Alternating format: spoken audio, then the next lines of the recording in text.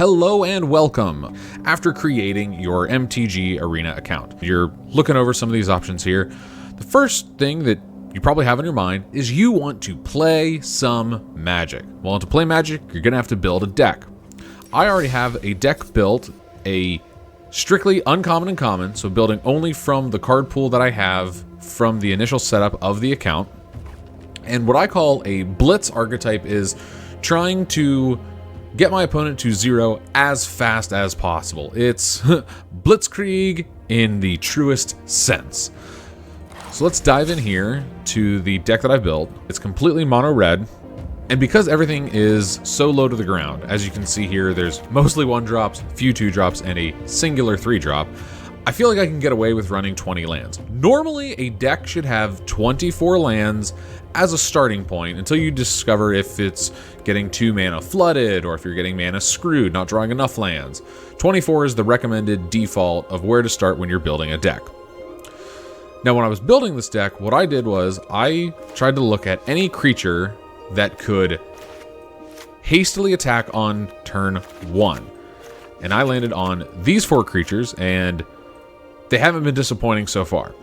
Then, when those creatures are attacking, I want to be able to support and back them up on later turns.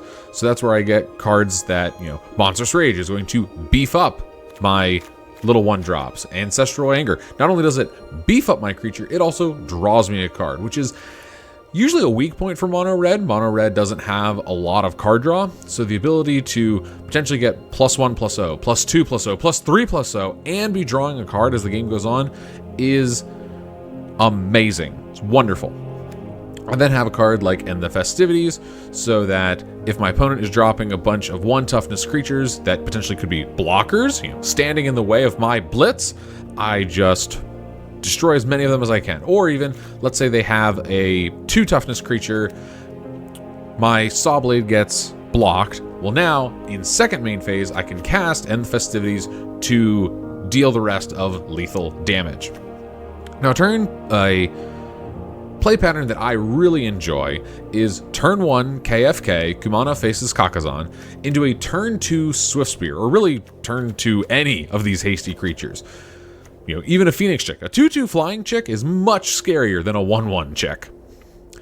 And that's why it even has, a great benefit of the Phoenix Chick is the recursion aspect that possibly in the late game, it's coming back out of the graveyard, hastily flying as a 2/2. So why not jumpstart that a little bit with a turn 1 KFK? Then I've got Play with Fire to help wrap up the game, also do some card draw selection, so it's deck fixing. So I'm not actually drawing the card, but the scry allows me to, do I need a land? Do I have too many lands? Then I've got some equipment here that, again, can beef up my little 1/1s, but also drop creatures into play, which is a really nice bonus. I think I've got, just the Barbed Batterfist and Hexgold Halberd have 4 Mirrodin, which means that when it ETBs, it will create the 2/2 Rebel equipped to it as it's entering.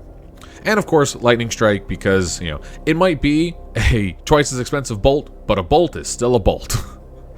So any kind of blitz strategy or burn strategy is known for just trying to deal 3 damage, or trying to get your opponent to 0 in clips of 3 damage as fast as possible. So no mono red deck is complete without a couple bolt-esque spells.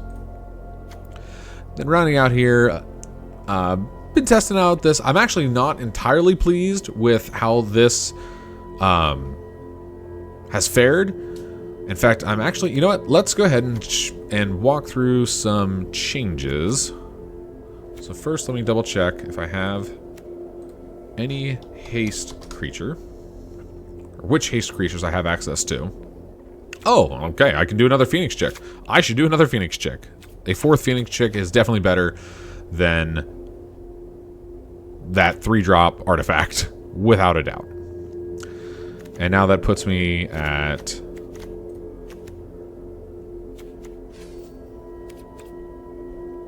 my mouse does not want to cooperate. Now that puts me at 14 1-drop creatures, which can then be followed up by, and really KFK is considered a 1-drop, so 16 1-drop spells that I absolutely want to use, followed up by 12 decent turn 2 play. Well, really, any of these are good turn 2 plays. So all I care about is a good turn 1, turn 2 sequence, and then hopefully by turns 3 and 4, the opponent is so far on their heels that there is just no chance of recovery. Let's dive into the standard ranked ladder and find out how this deck does. Gonna hop over to the main screen here, the home tab, because before I start playing games to try to get my 4 daily wins, I want to spin one of these quests in the hope of turning a 500 gold quest into a 750 gold quest.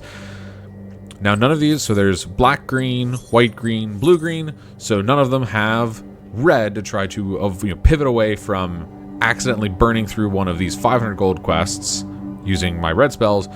But I do also have that green deck, don't know if any of you saw it. So I'm going to spin this middle one. Actually, I'm going to spin the green black. We'll just start from the left. Fingers crossed. Fortunately no. But I did spin into a red option, so at least now playing the you see this Blitz mono red is going to slowly work through this daily quest, because you can only hold 3 daily quests at a time until you complete one. And then of course a new one is presented to you. I think it's 8 a.m. Pacific Standard Time here in the United States, which for me, being on the East Coast of the US, is actually 11 a.m. Oh, and I see I've got some information here. Let's see what the daily store... The daily deal in the store is offering. It's just some cosmetics. It's just a card sleeve. Not interested. Let's take a peek at the packs that I have going on. And just one little Murders at Karlov Manor, which if I go over to Mastery, the Murders at Karlov Manor Mastery set only has 2 days remaining, because we are 2 days away from the Outlaws of Thunder Junction release on Arena, which I'm going to be doing a live stream of Outlaws of Thunder Junction starting at 11. I'll probably start my stream at about 10:30 Eastern Standard Time. So please, if you're seeing this before Tuesday, April 16th, make sure to hop on to the Valhalla Cards and Gaming YouTube channel. If I'm not, depending on some certain approvals on that channel, if I can't stream on there, I have to stream on my personal channel, which would be a Jackson Brumbaugh YouTube channel, and then I'll make sure to upload the VOD of that stream to the Valhalla Cards and Gaming YouTube channel as soon as I can. But hey, let's get to the real reason that you're here. Some actual Magic the Gathering gameplay. Diving into the best of 1 standard ranked queue. Hopefully we don't have to wait too long for an opponent. Alright, let's get to some Magic. Opponent is Golden Halo 32. Opening hand looks exactly the way I want it. I've got 2 creatures, so it'll be turn 1 into turn 2, and then follow it up with some artifacts, some equipment. And I'm on the play, even better. So drop the Harried Spear Guard and get right into swinging for some combat damage. Okay. So because I don't, if I had a 3rd land, I would consider playing one of the equipment, and then I would play Phoenix Chick turn 3 plus, so that way I could double spell on turn 3. But I don't know if there's going to be that land waiting for me, so I'm just going to play Phoenix Chick, swing in for 2. Okay, so opponent has played a Plains, so could be like a white weenie build. Oh, okay, white green, so probably +1/+1 counters. Oh, and opponent has destroyed the Chick with a Plummet. That's just rude. But thankfully, there's 3rd land drop, so now I can, for Mirrodin, hopefully I get another land, and then I can double spell and automatically equip this. So no reason to present information to my opponent pre-combat, so we'll drop the Hex Gold Halberd, 2nd main phase, and pass the turn. Opponent starts off with Plains, so I've got access to 2 white and green. That is a very rude card. Okay, I was thinking this was something different. So Primal Adversary, Wolf, 4/3 trample. When an ETB is... Oh, that's right, I would have to pay. put that many +1/+1 counter, then many target lands you become. Oh my! So thankfully that didn't happen. But so now I have to try to get around a 4/3, and if I play Swift Spear and then, so actually yeah, so I can double spell here, and then when I go to combat, I can Celebration has been triggered, and +2. But let's put it on Harriered Spear Guard. Go attacking. See, offer the trade. I can't imagine they're going to take the trade, and they did not. So opponent's down to 13. They've got a big bad 4/3 blocker. They've got another plane, so access to 3 white and a green. And they're going to go attacking. Nope, they've changed their mind. It would be a 2-for-1. I'd have to lose my token and Swift Spear. And now with all these, I think I'm just going to attack with everything. You know, opponent's got 5 cards in hand. Oh, I totally forgot that I can Phoenix check. Yes, bring back Phoenix check, please. So opponent has 5 in hand, access to 4 mana, 3 white and a green. And let's see where they choose to block. So I can either in second main phase. Yep, so what I'm going to do is just second main phase and the festivities. I give up 1 prowess point here, but oh, first strike. About first strike. So actually, I could save my token to try to deal the damage this way, gain that. Let's go with that. So because of the token on the first strike, and because that was so close, opponent has no instance. Opponent's down to 5. So opponent is in a very rough shape right now. They have to answer 2 of my creatures, because answering only 1 of them still puts them within lethal range. So they've got 1 blocker, Saren Steel Seeker. And they do recommission their Primal Adversary from the yard. Okay, so all that would be is just a prowess trigger if I were to cast it. So if I swing out, opponent most likely blocks, takes 3. So I'm going to go ahead and end the festivities first. Trigger the prowess. Opponent's down to 4. And then 4 Mirrodin, another prowess trigger. Celebration. Let's move it up to Phoenix check.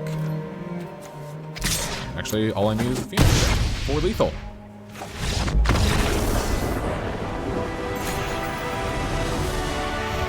Okay, so working up to Bronze Tier 2.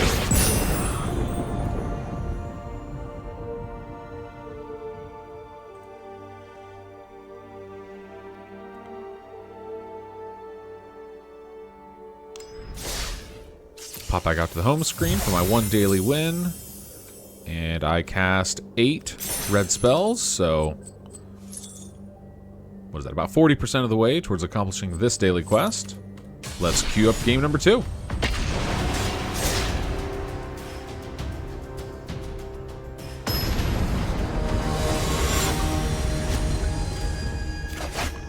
Okay, opponent is Hunk F246. Okay. Alright, looks like a great opening. I can go Swift Spear into Rage, into Anger. So, I'm going to have 1 Raging, Angry Swift Spear. Just the way I like it with this deck. So, Mountain, Swift Spear, attack.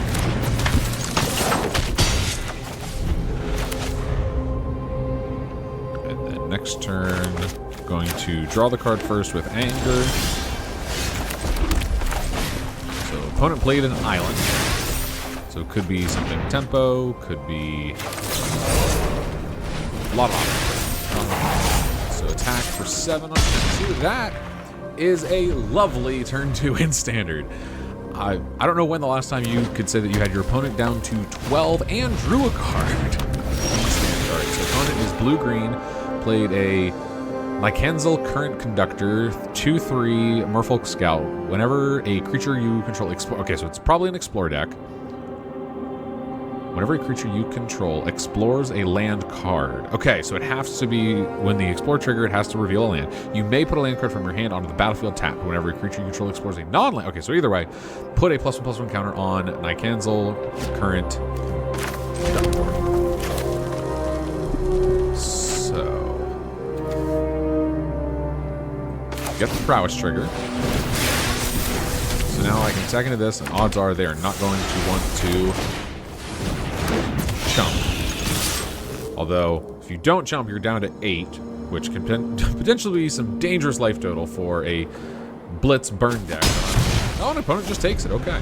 So now I want to make sure to put a stop on my upkeep because I want that scry effect to be in my upkeep step before I go to draw. So make sure to put the stop there.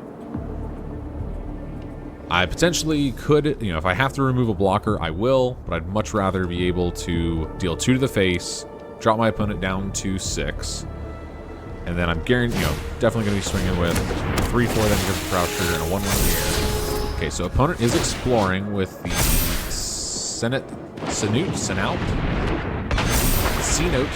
C-Note Scout, and it explored a creature, so 1-1, and then that also got a 1-1. And then did they play a Lord? And he did play a Merfolk Lord. Okay, so Merfolk Lord is in play. So now because of the Merfolk Lord, might be better off. So what kind of clock do I have here? I can, and I'll be able to drop a land. So I could re-equip First Strike's Trample. So re-equip to here, and that'd be 3. Let's just get some information about the top of my deck. Prowess Trigger.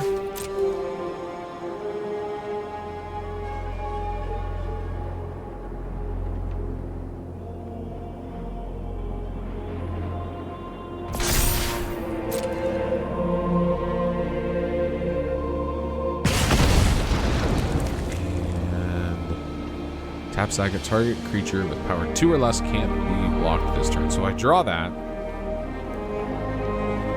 That would be... Oh, snap. I didn't mean to click that. Okay, well, that's what I'm drawing. Go to main phase. Go ahead and drop this. And I think what I'm going to do is get opponent down to 3. So I'm going to sack this so that my Rebel token cannot be blocked this turn. And no reason to compromise my Swift Spear. Opponent's now down to 3. So a Lightning Strike off the top wins me the game. Shock. Play with Fire off the top of the deck wins me the game, since unless opponent either kills my Phoenix Chick or plays a reach creature. Typically, Merfolk does not have reach, so I should be counter target on creature spell. Oh, and I do have to keep this in mind. The Hex Catcher is a counter spell on a shtick.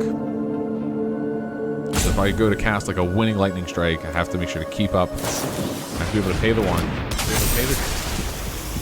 Pay the 2. Oh, wait, stack a Merfolk. So never mind. So it could be upwards of pay 4 extra. So opponent's got some defense there. So actually, no. Lightning Strike off the top does not win me the game. Opponent's got Sentinel of the Nameless City. Vigilance 3/4 whenever it ETBs or attacks. Create a map token. Oh, maps are, you know, nice little artifacts there. They'll let you go do some exploring. Unfortunately, very unfortunately, got a land. So opponent's on a 3-turn clock. Just going to attack with the Phoenix Chick. And play out my land. No reason to sandbag and pretend that I have something. And because especially potentially I'm going to need 5 additional generic mana to not have my spell countered.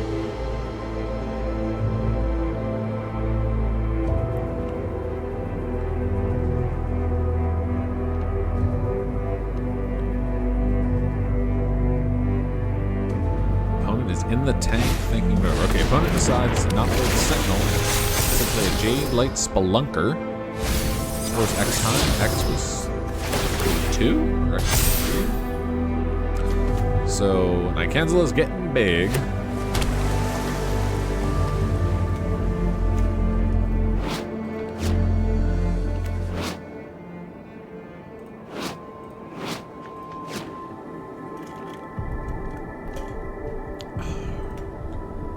Opponent is still on a 2-turn clock.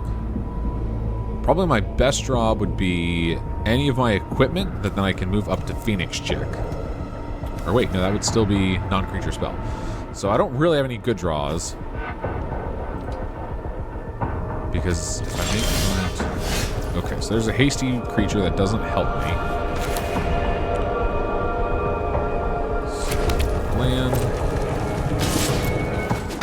And now here, I'm not going to play it because it's hasty anyway, so there's no benefit to playing out the creature because I don't have to worry about summoning sickness anyway. And now opponent wonder, do I have the burn spell? Do I not? There comes out the Sentinel. Play the Cavern of Souls. So there's a map token. So opponent can explore at instant speed, but opponent needs to find a way to get rid of this Phoenix chick, or else they are a gone. Okay, opponent's gonna explore, but that's not a land. That's not a draw ability, and it's just a Lord effect. It's just a Lord sitting on the top of the library. And opponent decides to just wave the white flag. So 4, 7, 9. It's only 13 damage. So it would have been exactly 20. I'm going to hold back. That way I can attack with 2 creatures, technically 3 creatures. Oh, and we're just going to... We're just going to go... Just go wide. Spend for everything. And unless opponent's got something really crazy up their sleeve. It's a good game because I have to win. And it is a good game for the win. Alright.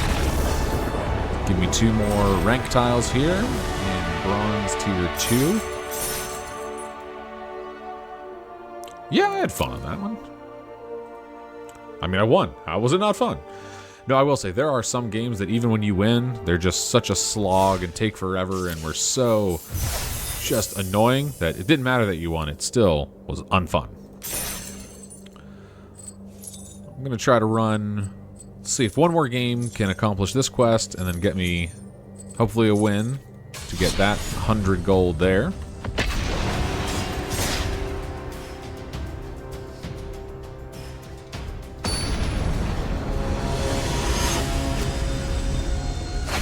Okay, opponent is Cloud District _Wanderer.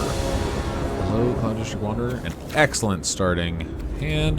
Probably going to go Phoenix Chick into Swift Spear, backed up by Anger.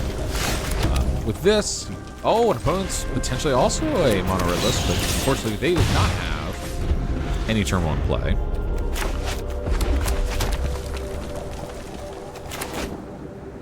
And the reason that I chose like Phoenix Chick over Swift Spear, they're both going to only deal 1 damage. And in case the opponent was going to remove a creature, I would rather them remove the Phoenix Chick than the Swift Spear. Drop Swift Spear, anger the Phoenix Chick to diversify my damage, even though the opponent should not be able to kill my creatures. And so this is just going to be a battle of speed. Who's going to be the faster deck to blitz their opponent down to 0? Right now I'm feeling pretty good. I've got 5 points of burn in hand. Opponent is getting to draw a card. Coming to the bottom after a volcanic strike killing my Swift Spear. Okay. It has to be a creature spell, but no reason not to. So I'm going to KFK. Do a Hex Halberd. Technically would have been more optimal to wait the second main phase, but opponent was basically tapped out. Yeah, they probably should have killed me anyway. Or they should have killed the Phoenix Chick if they could have. So now I'm going to put that stop so that I can upkeep step, play with fire.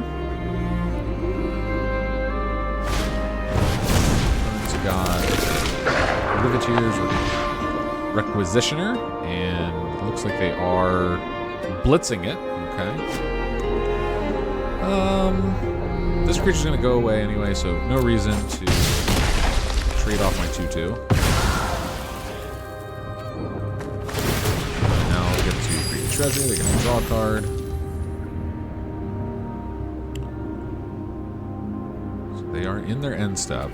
What are they debating doing in their end step? They're hovering over my 2/2 Rebel token, so they might have a way to remove it. Okay, so with this race going on, I mean, technically, yeah, they have more life than I do, but they don't know about this 5 points of burn awaiting them. I'm really hoping to try and do a creature. That's a creature. Exactly what I want to see. So not go to draw steps. And then the Saga will trigger. So let's take advantage of the Saga. Drop and Lightning Strike in your face. Opponent's at 4. So not looking good for opponent, but now they're at 4 and I'm at 11. And I've got a 2/2 on the way from the Amana Faces Cocktail. What is this creature? What is this Saga? When ETBs deals 2 to solve. Oh, it's a case, not a Saga. To solve 3 or more sources you control dealt damage this turn. Okay, doesn't matter. A scamp. So do you have? And they are kicking to say they do not have. And they didn't. All right, 3rd win and accomplished my casting red spells quest. Just what I want to see.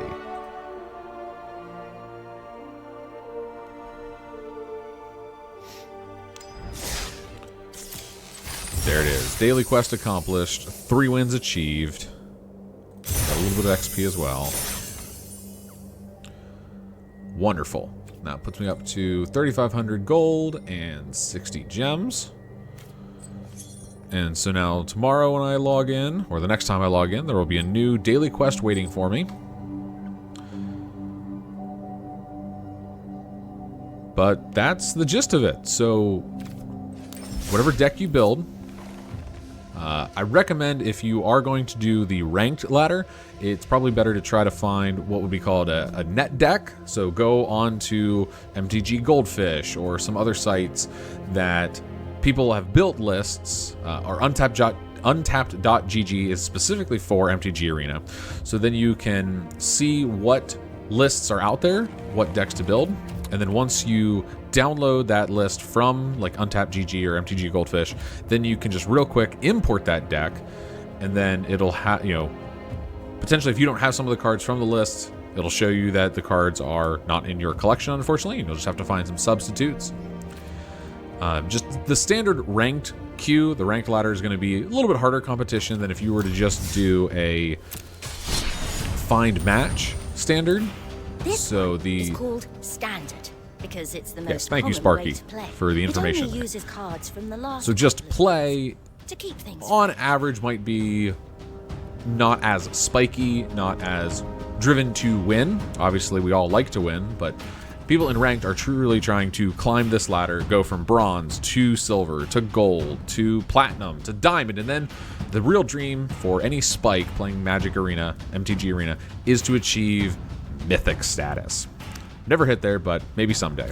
Just keep chugging away, playing hard. Maybe I'll get there.